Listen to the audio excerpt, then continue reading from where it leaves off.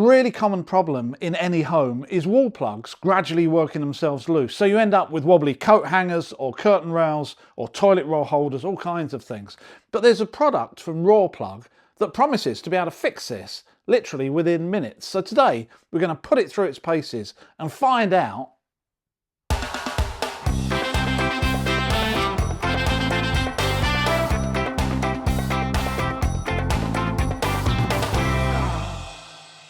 This is Wet and Fix by Rawplug, and it's a product that's supposed to fill that gap between your wall plug and your plaster or plasterboard, that gap that's now opened up and is making that fixing loose and whatever it's holding all a little bit wibbly wobbly. Now, the first thing I have to say is I'm not being sponsored by these people, and I think at this stage there's probably a 50-50% chance that this isn't going to work, but we will find out in the next few minutes. I bought this at Wix, but you can get them at B&Q and on Amazon. I'll put a link in the description below. It costs about £5–6 and you get 10 discs that you're supposed to wet in water and then wrap around the wall plug and push into the hole that it's created. And what's good about this is if it does what it says on the pack, within 3 minutes it will set and the surface will be ready for fixtures and to be able to take whatever it's holding. So it's obviously quick to use, and it potentially means that you can do a number of items on a Saturday morning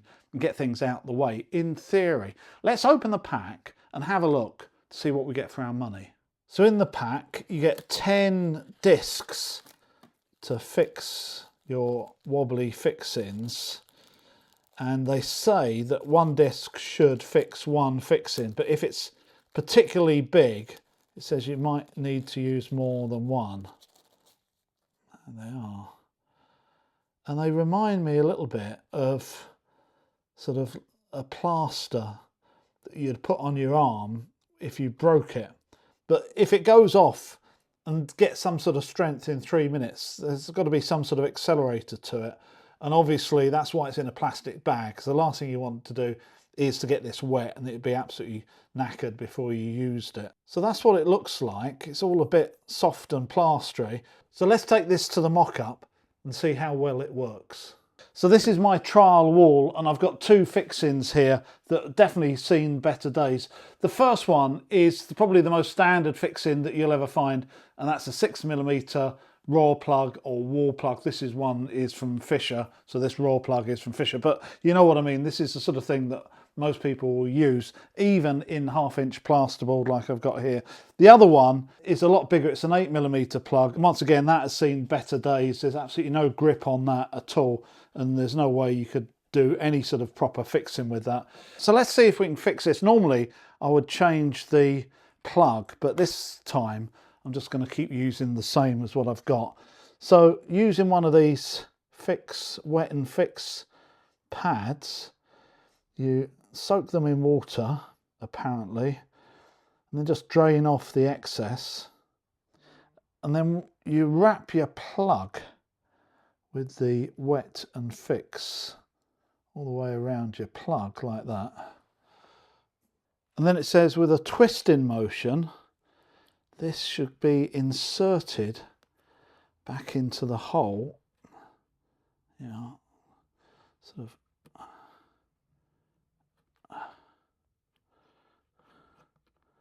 Make it nice and flush.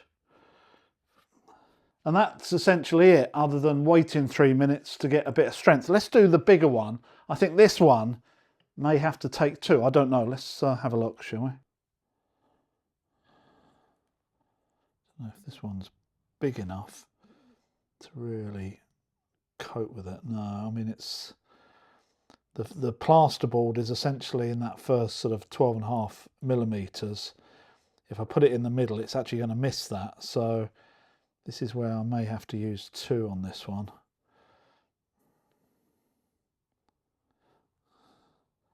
If I put that round there like that, then I'll use another one, wrap that one round there. See if that does it. That looks a bit better. So while I leave that for a few minutes to get a bit of strength, I've also got a mock-up for block work and plaster, so as it only takes sort of 30 seconds to do, I'm going to do a couple more in that. The block I'm using here is a lightweight aerated block, and although I've over drilled the holes both too wide and too deep, when I push the plug in with the wet and fix, it seats quite nicely.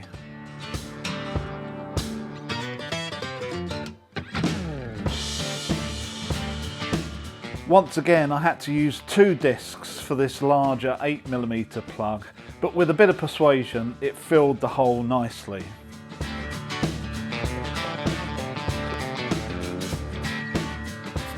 So I have to tell you that this is actually the second time I'm trying this, because the first time I tried it, this happened. And to trial it, I'm just going to pop in this coat hanger here. Let's put this in, shall we? Oh, so there you go. It's actually pushed out the back.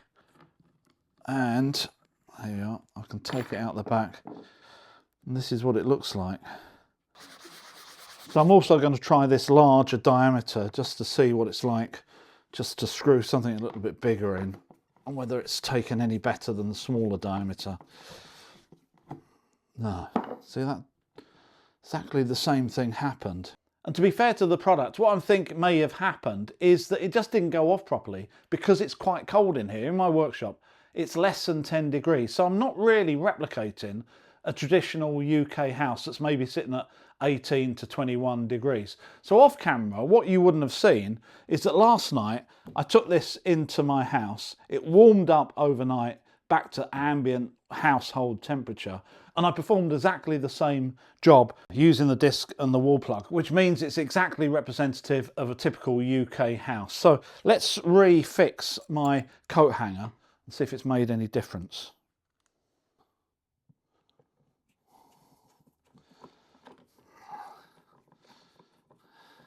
It's going in okay. I'm not pushing so hard this time. No, it's already, no. And that's fouled again. It fouled in twisting because I wasn't really pushing very hard. Let's just undo that and take out the wall plug from the back. So exactly the same thing has happened. It's just fallen apart. While we're here, let's just test this larger section. See if that makes any difference at all. No, look, it's just pushed through now. I can feel that the disc is still quite wet, although I applied this maybe about an hour ago now, and that is still quite wet, and it's not particularly hard either. It's sort of soft. I then moved on to try to fix my coat hanger into my blockwork sample, and as soon as I started screwing it in, I could feel that it's a totally different situation, and it tightened nicely, and I got a really good fix in. That feels pretty secure. So that worked a lot better in blockwork. Obviously it can't push through like it can on plasterboard or drywall. But maybe it's my mock-up. I don't think so. But to give the product the benefit of the doubt, let's go into the house and use it on a real life situation, on something that's really wobbling and starting to drive me nuts. My wife was very specific about where she wanted this Dyson vacuum to be fixed to the wall, and I had to adjust it up about 3 inches when I first fixed it. These are 6mm plugs I'm using here in just the same way as I use them on the mock-up. However, this is actually a dot and dab wall, so although the plug isn't really long enough to be fixed into the blockwork behind, it does restrain it from pushing all the way through.